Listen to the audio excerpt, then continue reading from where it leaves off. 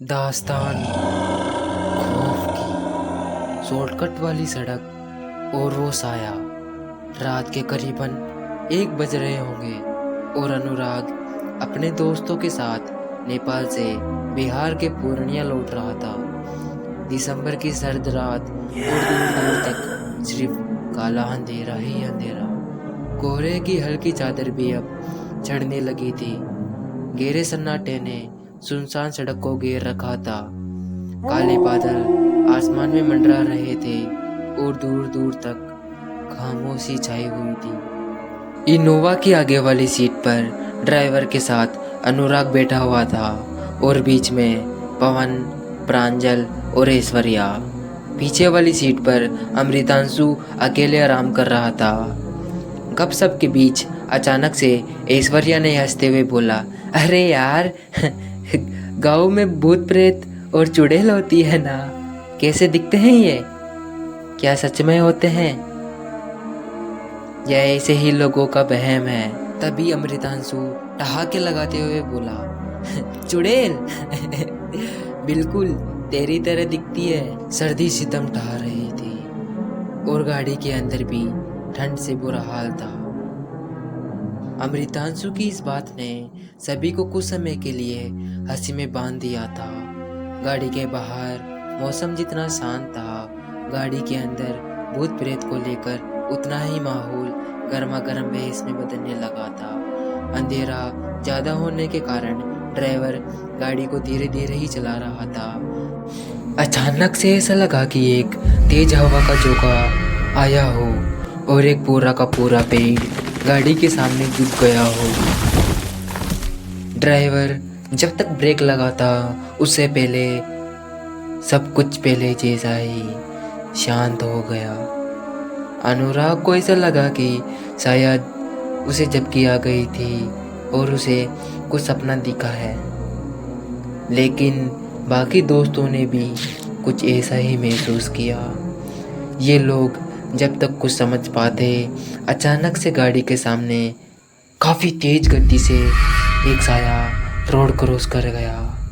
अंदर ही अंदर पांचों दोस्तों की हवा निकल गई थी। किसी के समझ में नहीं आ रहा था कि अचानक से आखिर ये क्या हुआ, लेकिन पांचों में से कोई भी कुछ बोलने की हालत में नहीं था। एक खामोशी छा गई थी। चुप्पी दौड़ते हुए अनुराग बोला, क्या हुआ यार, इतना सन्नाटा सा क्यों छा गया? कहीं डर गए क्या तुम लोग? गाड़ी के विंडो से बाहर देखते हुए अनुराग को लगा कि ये सड़क तो बिल्कुल अलग है।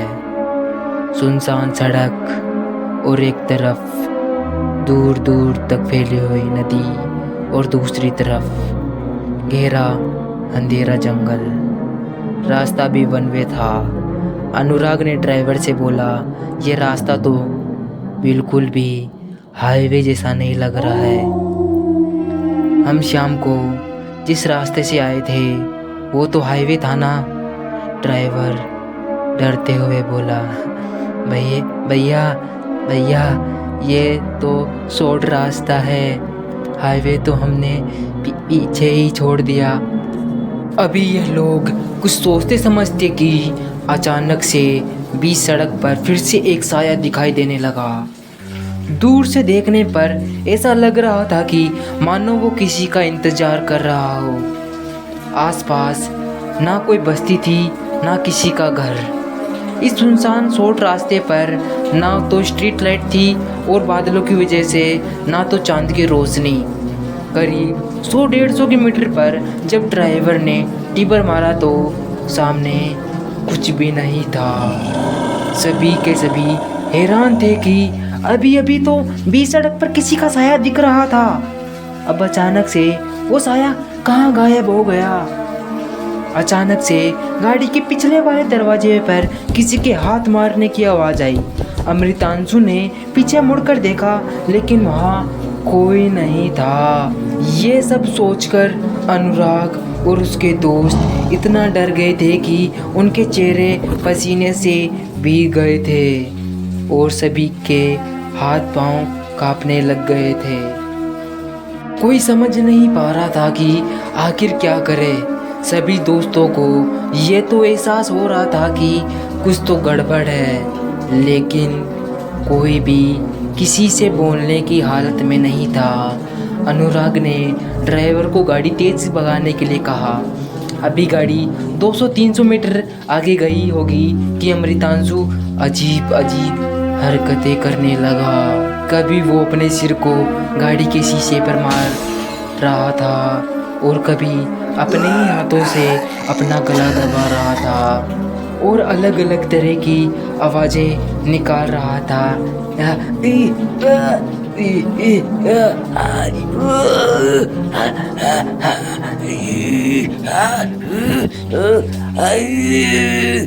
ऐसा लग रहा था कि मानो उसके अंदर कोई अलग ही इंसान हो। जोर जोर से चिल्ला कर बोल रहा था कि आउच, सब के सब मारे जाओगे, कोई नहीं बचेगा, कोई नहीं बचेगा। प्रांजल और पवन ने अमृतांशु को रोकने की कोशिश की, लेकिन अब अमृतांशु पवन का ही गला दबाने लगा।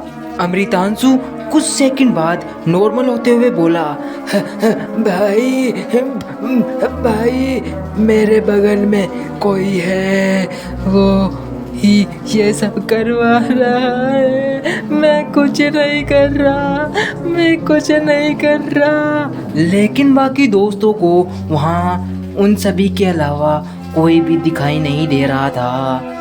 सभी दोस्तों ने उसे समझाने की बहुत कोशिश की, तभी अमृतांशु फिर से वैसी ही हरकतें करने लगा।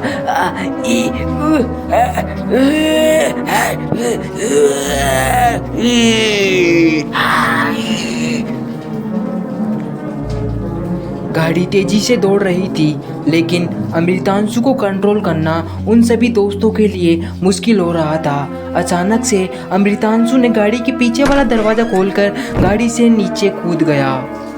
अनुराग ने ड्राइवर से गाड़ी रोकने के लिए कहा, लेकिन ड्राइवर ने साफ मना करते हुए कहा, भैया ये इलाका सही नहीं है, यहाँ गाड़ी रोकना बिल्कुल भी सेफ नहीं है भैया।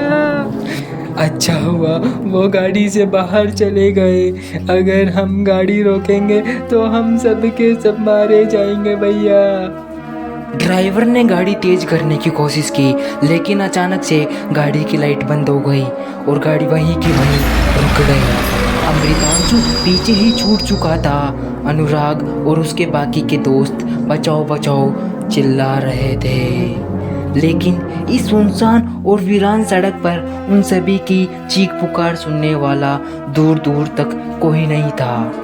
उस रात आखिर क्या हुआ, बाकी इन सभी दोस्तों के साथ आखिर क्या था इस शॉर्टकट सड़क का राज, और किसका था वो साया। कहानी जानने के लिए हमारे चैनल को सब्सक्राइब करें, वीडियो को लाइक करें एंड कमेंट करें और सुनते रहे दास्तान खौफ की।